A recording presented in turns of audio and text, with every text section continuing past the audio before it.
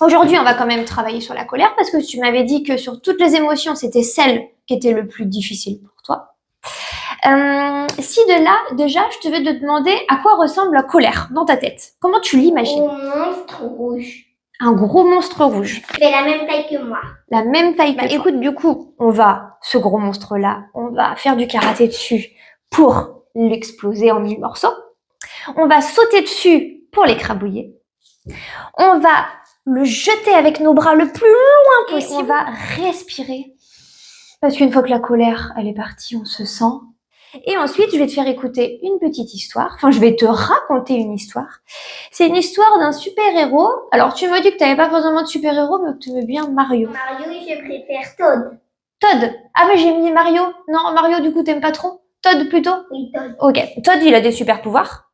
Bah, écoute, on va dire que tu vas te transformer en Todd avec des super-pouvoirs. Ouais. Et tes super-pouvoirs, c'est que si tu vois ce gros monstre de colère arriver, tu as un super-pouvoir qui lui permet de le faire disparaître. Ok? On a le droit de se sentir en colère. On a le droit. Mais qu'est-ce qui est difficile? Le difficile, c'est quand la colère prend trop de place et qu'on n'arrive pas à s'en débarrasser. Ok? Par contre, ça, tu es d'accord que tu as le droit d'être en colère quand quelque chose s'énerve. Ça, tu es d'accord avec moi. Au 6, on va faire le karaté. Et on vient...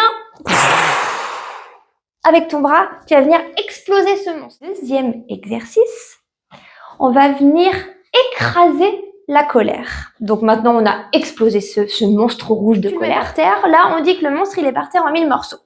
Et toi, 3 fois, on va le faire. On va sauter sur place sur ce gros monstre en 1000 morceaux pour l'écrabouiller. Nouvel exercice.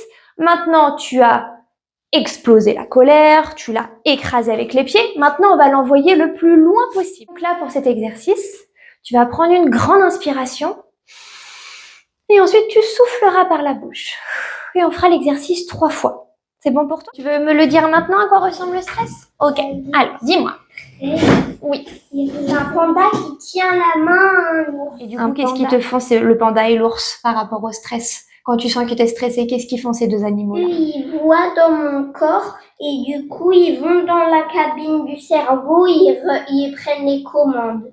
Oui, ils prennent les commandes de mon corps et du coup, ils activent le bouton du stress. Le calme, il ressemble à un panda tout court. Et le calme, ça, c'est le panda. Okay. Tu vas imaginer, pour commencer, une petite plume. Ça, c'est une petite plume qui est magique, car dès qu'elle va venir toucher ton corps, elle va le calmer. Maintenant, tu vas t'imaginer que tu te transformes en Todd, avec de super pouvoirs pour te protéger de la colère. Tu es capable de chasser cette colère lorsqu'elle arrive. Tu te sens reposé. Comment tu te sentais à travers les exercices? Il y a un panda qui est venu pendant qu'il contait l'histoire. Il y a le panda qui est venu, c'est-à-dire le panda, lequel panda? Le panda qui fait le calme. Avec l'exercice de karaté, qu'est-ce que ça t'a permis de faire à ce monstre-là?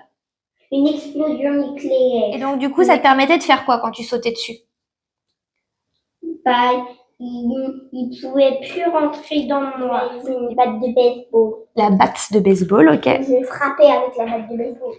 En fait, elle était suspendue par un fil et moi je faisais pof et ça se détachait. Ok. Et il arrivait, il faisait quoi ce panda lorsqu'il est arrivé? Quand il arrivait et que je faisais ma respiration, oui. Bah, lui aussi il faisait sa respiration. Le fait qu'il soit avec toi, ce panda, ça te fait du bien?